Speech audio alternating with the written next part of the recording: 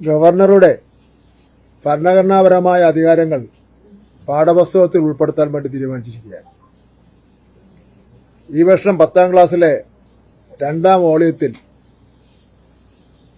ഉൾപ്പെടുത്താനാണ് ഉദ്ദേശിക്കുന്നത്. ഇത് കൂടാതെ 11, 12 ക്ലാസ്സിലത്തേക്കുള്ള പാഠപുസ്തകങ്ങൾ പുതുക്കുന്നതിന് വേണ്ടി തീരുമാനിച്ചിട്ടുണ്ട്. അങ്ങനെ പുതുക്കുന്ന അവസരത്തിൽ ഏതെല്ലാം ഭാഗത്ത് ഉൾപ്പെടുത്താൻ കഴിയുമോ ആ ഭാഗത്തൊക്കെ തന്നെ ഗവർണറുടെ ഭരണഘടനാപരമായ അധികാരങ്ങളെ സംബന്ധിച്ചിടത്തോളം ഉൾപ്പെടുത്തുന്നതാണ്. ഭരണഘടനാ മൂല്യങ്ങൾ ഉയർത്തിപ്പിടിച്ചാണ് സംസ്ഥാനത്തെ പാഠ്യപദ്ധതി പരിഷ്കരിച്ചിട്ടുള്ളത്. അത് ജീവിതത്തിൽ പകർത്തുവാൻ ആവശ്യമായ പിന്തുണയും സ്കൂൾ വിദ്യാഭ്യാസ പ്രവർത്തനങ്ങളിലൂടെ നൽകുവാൻ പൊതുവിദ്യാഭ്യാസ വകുപ്പ് മുൻഗണന നൽകുകയും ചെയ്യും. രാജ്യത്ത് ഗവർണർമാരെ ഉപയോഗിച്ചുകൊണ്ട് തെരഞ്ഞെടുക്കപ്പെട്ട സർക്കാരുകളെ അസ്ഥിരപ്പെടുത്തുവാനുള്ള ശ്രമങ്ങൾ വർദ്ധിച്ചു വരികയാണ്. ഗവർണർമാരുടെ ഭരണഘടനാപരമായ അധികാരങ്ങളെക്കുറിച്ച് സുപ്രീം കോടതി തന്നെ വ്യക്തമാക്കുകയും ചെയ്തിട്ടുണ്ട്. ജനാധിപത്യത്തിന്റെ മൂല്യങ്ങൾ പഠിക്കേണ്ട യഥാർത്ഥ ഇടങ്ങൾ വിദ്യാലയങ്ങളായതുകൊണ്ട് തന്നെ ഗവർണറുടെ ഭരണഘടനാ അധികാരങ്ങളെക്കുറിച്ച് വിദ്യാർത്ഥികളെ പഠിപ്പിക്കുന്നതിനായി പരിഷ്കരിക്കുന്ന പാഠപുസ്തകങ്ങളിൽ ഈ കാര്യം പ്രത്യേകം തന്നെ ഉൾപ്പെടുത്തും. ഹയർ സെക്കൻഡറി പാഠപുസ്തകങ്ങൾ പരിഷ്കരിക്കുന്ന വേളയിലും ഈ വിഷയം ഉൾപ്പെടുത്തും. ഇന്നലെ രാവിലെ ഈ സംഭവം നടന്നതിന് ശേഷം ഇന്നലെ എന്റെ വീടിന് നേരെ ഒരാക്രമണം പോലെ ABVP-കാർ നടത്തുകയുണ്ടായി. ഒരു സമരം പ്രഖ്യാപിച്ചിട്ടൊരു സമരം നടത്താം, പക്ഷെ രഹസ്യമായിട്ട് പതിയിരുന്നതിന് ശേഷം 5ഓ 10ഓ ആൾക്കാർ ചാടി ഇറങ്ങി പന്തം എറിയുക എന്നെല്ലാം പറഞ്ഞാൽ അതൊരു ആക്രമണ സ്വഭാവമാണ്. അതിൽ രാജ്ഭവനിൽ പ്രവർത്തിക്കുന്ന ABVP-കാർക്ക് അല്ലെങ്കിൽ ABVP-ആയിട്ട് അടുപ്പമുള്ളവർക്ക് പങ്കുണ്ടോ എന്ന് എനിക്ക് സംശയമുണ്ട്. ഇത് മാത്രമല്ല, ഇന്ന് വഴുതിക്കാട് ഏതാനും ചാനലുകാരുടെ ഉണ്ടായിരുന്നു. വഴുതിക്കാട് ഒളിമ്പിക് അസോസിയേഷന്റെ ഒരു പരിപാടിയിൽ പങ്കെടുത്ത ശേഷം റോഡിൽ വന്ന അവസരത്തിൽ പതിയിരുന്ന് ഒരു 15ഓളം വരുന്ന ABVP-കാർ വാഹനത്തെ ആക്രമിച്ചു. ദേശീയ പതാക വലിച്ചു കയറി. നമ്മുടെ കാറിലുണ്ടായിരുന്ന ദേശീയ പതാക വലിച്ചു കയറി. ഇതൊക്കെ രാജ്ഭവൻ അറിഞ്ഞുകൊണ്ടാണോ നടക്കുന്നതെന്ന് സംബന്ധിച്ചിടത്തോളം എനിക്ക് സംശയമുണ്ട്. അത് ഒരു സമരം പ്രഖ്യാപിച്ചിട്ട് വേണമെങ്കിൽ കരാവ് ചെയ്യുകയോ എന്ത് വേണോ ചെയ്യാം. പക്ഷെ പതിയിരുന്ന് ആക്രമിക്കുക എന്ന് പറഞ്ഞാൽ അത് ദുഷ്ടലാക്കോട് കൂടിയാണ് ആ കാര്യങ്ങൾ ചെയ്തിരിക്കുന്നത്. ഏതെങ്കിലും ഉന്നത കേന്ദ്രങ്ങൾ പറയാതെ അത്തരം പ്രവൃത്തികളിലേക്ക് ഈ ABVP-കാർ പോകാനുള്ള സാഹചര്യം കുറവാണ്. അതുപോലെ തന്നെ ഇപ്പോൾ ഇംഗ്ലീഷ് ഭാഷയെ സംബന്ധിച്ചിടത്തോളം ബഹുമാനപ്പെട്ട ശ്രീ അമിത് ഷായുടെ ഒരു പ്രതികരണം ഉണ്ടായിരുന്നു. ഇംഗ്ലീഷ് സംസാരിക്കുന്നവർ ലജ്ജിക്കുന്ന കാലം വിദൂരമല്ലെന്ന കേന്ദ്ര ആഭ്യന്തരമന്ത്രി അമിത് ഷായുടെ പരാമർശനം തികച്ചും അപലപനീയമാണ്. ഒരു ഭാഷയും മറ്റൊരു ഭാഷയേക്കാൾ ഉയർന്നതോ തരം താഴ്ന്നതോ അല്ല. ഓരോ ഭാഷയ്ക്ക് അതിന്റേതായ പ്രാധാന്യം ഉണ്ട്. ഇംഗ്ലീഷ് ഒരു അന്താരാഷ്ട്ര ഭാഷ എന്ന നിലയിൽ അറിവിന്റെയും ആശയവിനിമയത്തിന്റെയും പ്രധാന ഉപാധിയാണ്. അത് രാജ്യത്തിന്റെ പുരോഗതിക്ക് സഹായകരമാവുകയുള്ളൂ. എല്ലാ ഭാഷകളെയും പ്രോത്സാഹിപ്പിക്കുവാനും വിദ്യാർത്ഥികൾക്ക് അവരുടെ ഇഷ്ടത്തിന് അനുസരിച്ച് ഭാഷകൾ തിരഞ്ഞെടുക്കുവാനുമുള്ള സ്വാതന്ത്ര്യം ഉറപ്പിക്കുവാനുള്ള കേരള സർക്കാർ പ്രതിജ്ഞാബദ്ധമാണ്. ഭാഷാ വൈവിധ്യം നമ്മുടെ രാജ്യത്തിന്റെ ശക്തിയാണ്. അത് സംരക്ഷിക്കപ്പെടേണ്ടതാണ്. ഇന്നലെ നടന്ന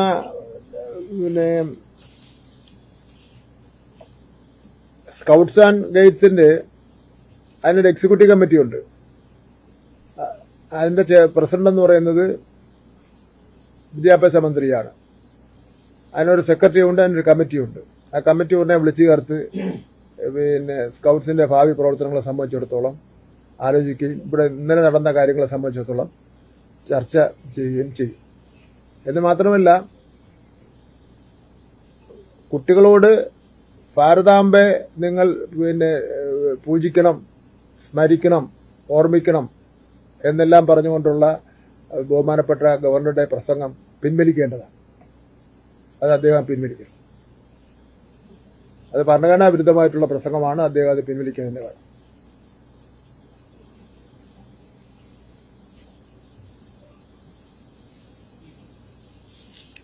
പാഠപുസ്തകത്തിൽ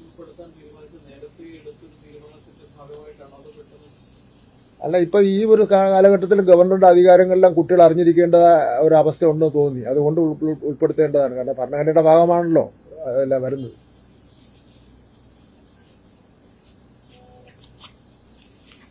പ്രത്യേകിച്ച് ഈ ഗവർണർമാരിലെ ഇപ്പോൾ ഒരുപാട് കാര്യങ്ങൾ ഇടപെടുമ്പോൾ പാഠപുസ്തകം എന്ന് പറയുമ്പോൾ 1 മുതൽ കുട്ടികളാണല്ലോ പഠിക്കുന്നത്. കുട്ടികൾ തെറ്റായി പഠിച്ചു പോകാൻ വേണ്ടി പാടില്ലല്ലോ, ശരിയായി തന്നെ പഠിച്ചു പോകണമല്ലോ. കുട്ടികൾക്ക് ഒരു സംശയം ഉണ്ടാകാൻ വേണ്ടി പാടില്ലല്ലോ. അതുകൊണ്ട് തന്നെ കുട്ടികളെ പഠിപ്പിച്ച് പരീക്ഷ എഴുതിപ്പിക്കാം.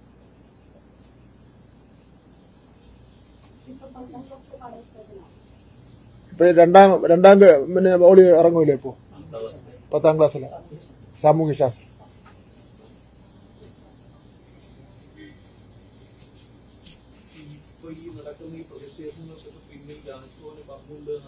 രാജഭവന് പങ്കുണ്ട്. രാജഭവനില് ആഫീസ് സ്റ്റാഫ് എന്ന് പറയുന്ന തിരുവനന്തപുരം ജില്ലയിൽ അറിയപ്പെടുന്ന RSSന്റെ പ്രവർത്തകരാണ്.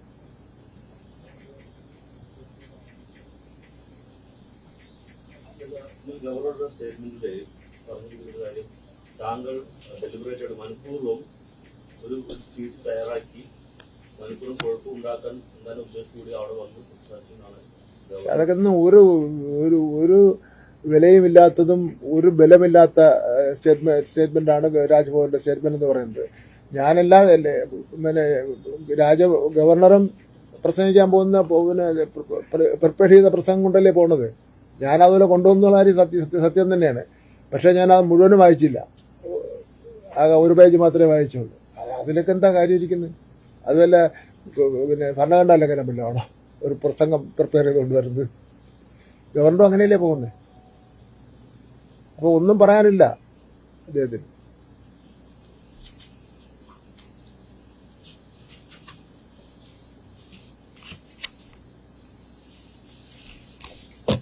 ഇന്ന് വഴുതക്കാട് വലിയ സംഭവമായിരുന്നു. ആരുണ്ടായിരുന്നു അവിടെ? വഴുതക്കാട് ഉണ്ടായിരുന്നു. ഞാൻ പിന്നെ വാഹനം നിർത്തി അവിടെ. വാഹനം നിർത്തിയെന്ന് വെച്ചാൽ ഈ വാഹനം എടുത്ത് മുന്നോട്ട് കൊണ്ട് പോകുന്നതല്ല ആരെങ്കിലും ദേഹത്ത്. യഥാർത്ഥത്തിൽ അവരൊരു 10-15 പേര് മാത്രമേ ഉണ്ടായിരുന്നുള്ളൂ. ഒരു സമരമാണെങ്കിൽ പ്രഖ്യാപിച്ചൊരു സമരമാവാം, വന്ന് വണ്ടി തടയാം, എന്തുകൊണ്ട് ചെയ്യാം. ഇത് പതിയിരുന്ന് ഒളിച്ചിരുന്ന് വണ്ടിയുടെ മുമ്പ് ചാടി പിന്നെ എന്തോ ഒരു ദുഷ്ടലാക്ക് ലക്ഷ്യം വെച്ചുകൊണ്ടാണ് ചെയ്തിരിക്കുന്നത്.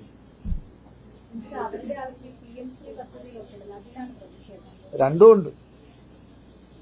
വിഷയത്തില് മുഖ്യമന്ത്രി നേരിട്ട് ഗവർണറെ കണ്ട് പ്രതിഷേധം അറിയിക്കണമെന്നുള്ളതാണ് പ്രതിപക്ഷം ഉന്നയിക്കുന്നത്. മുഖ്യമന്ത്രി നേരിട്ട് ഗവർണറെ കണ്ട് ഈ ഭാരതാംബ വിഷയത്തിലടക്കം പ്രതിഷേധം അറിയിക്കണം എന്നുള്ളതാണ് പ്രതിപക്ഷത്തിന്റെ ആവശ്യം. മുഖ്യമന്ത്രി മറുപടി പറയും. ഇനി എന്തെങ്കിലും ഔദ്യോഗിക പരിപാടികൾ രാജ്ഭവനിൽ വെച്ച് നടത്താൻ തീരുമാനിച്ചാൽ ഈ ഒരു സാഹചര്യത്തിൽ അത് എങ്ങനെയായിരിക്കും? അതൊക്കെ പറഞ്ഞു കഴിഞ്ഞല്ലോ. അത് ജനാധിപത്യപരമായും ഭരണഘടനാപരമായും ഓരോ സ്ഥാനത്തിന്റെ അന്തസ്സ് നിലനിർത്തിക്കൊണ്ട് നടത്തുന്ന പരിപാടികളാണെങ്കിൽ അതിലൊക്കെ തന്നെ പരിപൂർണമായി സഹകരിക്കുകയും പിന്തുണയ്ക്കുകയും ചെയ്യും. അതല്ലാതെ ഉള്ള ഈ രൂപത്തിലുള്ള പരിപാടികളാണെങ്കിൽ അത് ആർക്കും പങ്കെടുക്കാൻ വേണ്ടി പറ്റില്ല. കൃഷി വകുപ്പിലെ principal secretary doctor B Ashok മന്ത്രി വഴി സർക്കാർ കത്ത് കൊടുത്തിട്ടുണ്ട്. ആ കത്തിൽ പറയുന്നത് സർക്കാർ തന്നെ ഗവർണർ ഇതുമായി ബന്ധപ്പെട്ട് വിഷയം ചർച്ച ചെയ്യും, അത് തിരുത്തണം, ഇത്തരം പഠനങ്ങൾ തിരുത്തണമെന്ന് കത്ത് കൊടുത്തിട്ടുണ്ട്. അത് ഗവർണർ പരിഗണിക്കുന്നുണ്ടോ? ഈ അശോകന്റെ കത്തിലൊന്നും മറുപടി ഞാൻ പറയണ്ട, ഞാൻ ചീഫ് സെക്രട്ടറി.